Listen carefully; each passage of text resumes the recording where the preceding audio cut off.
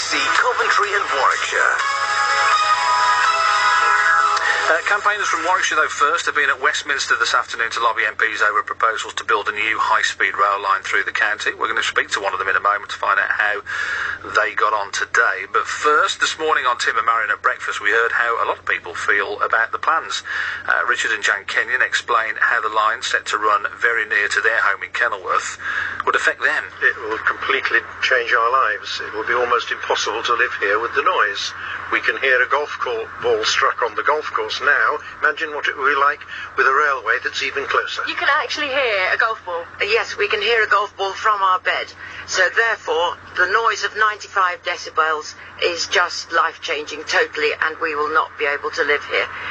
And if you think of the railway coming at 250 miles an hour between London and Birmingham, and non-stop, not one person can benefit from this train, and it is ruining our countryside, it is ruining our lives. Jan Kenyon there talking to Marion at breakfast this morning. Simon Ormston is from the Kenilworth Action Group Committee, and he feels that there needs to be more understanding about how people in the town will be affected by the development. I think many people in Kenilworth don't realise what this railway is. They think of a normal sort of branch line railway, and it's not. This is going to be 73 metres wide, 234 feet. That's 3 times the width of the A46. And I think many people think, oh, I'm too far away from this. That you're not, because it's going to be part of our town. It's going to shape the way our town is seen. It's going to shape what it's like to live in Kenilworth.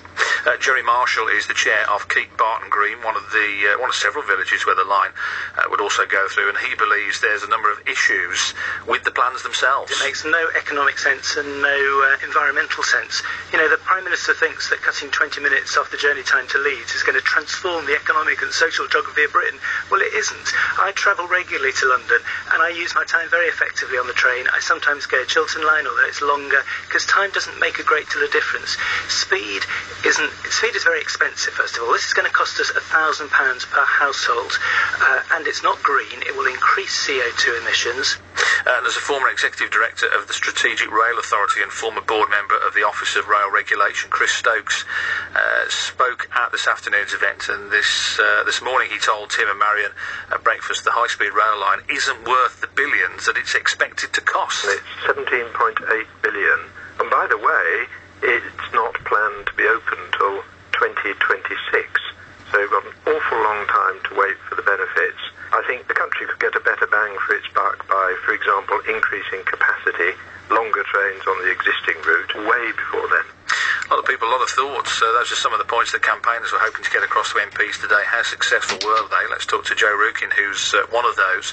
Are you still down there, Joe? Yeah, I'm stood outside Portcullis House, just looking at the London Eye.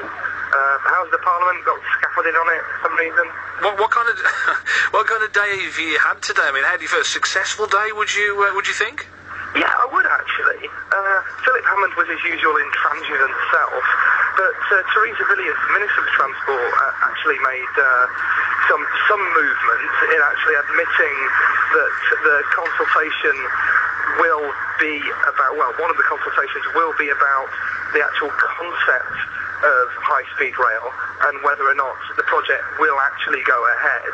Philip Hammond seemed to not quite agree with her on that score, but the main reason of today was getting our arguments across to the MPs, not only along the route, but the Transport Select Committee, and there were people from the Transport Select Committee there, and they're taking it up, and also other MPs from different parts of the route, not from the route at all, maybe who'd be affected when it goes further north, but other ones who are just not affected at all and wanted to turn up and find out what the facts were.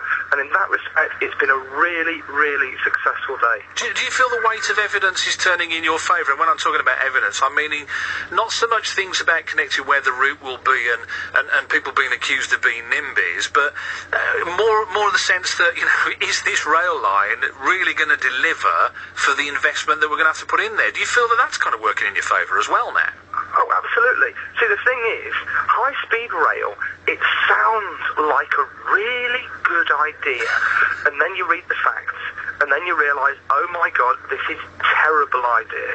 It's going to cost loads of money. It's not going to benefit anywhere besides London. It's going to have massive damage to the environment. And why on earth does anybody think we can afford this?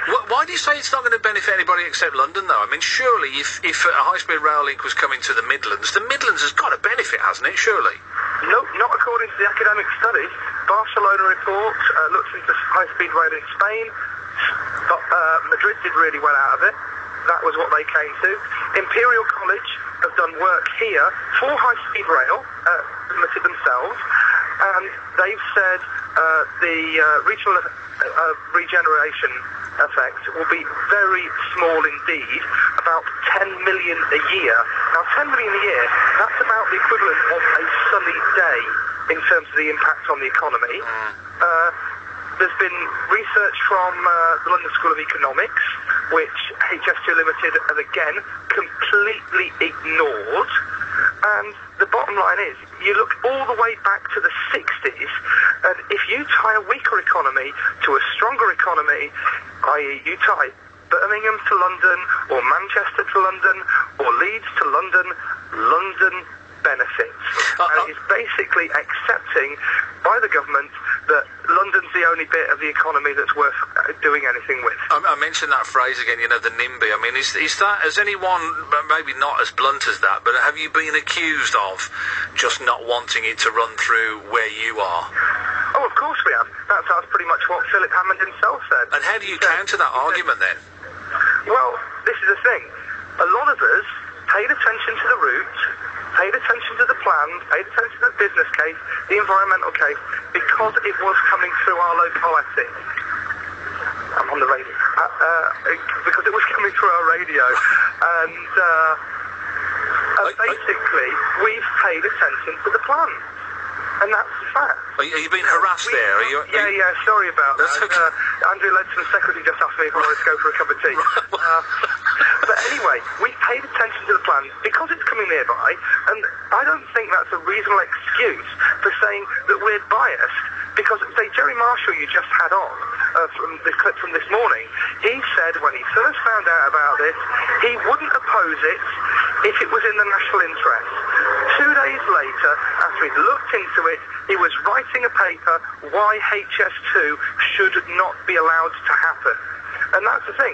When I first heard about it, I thought it was going to be a great idea. And I read the plans.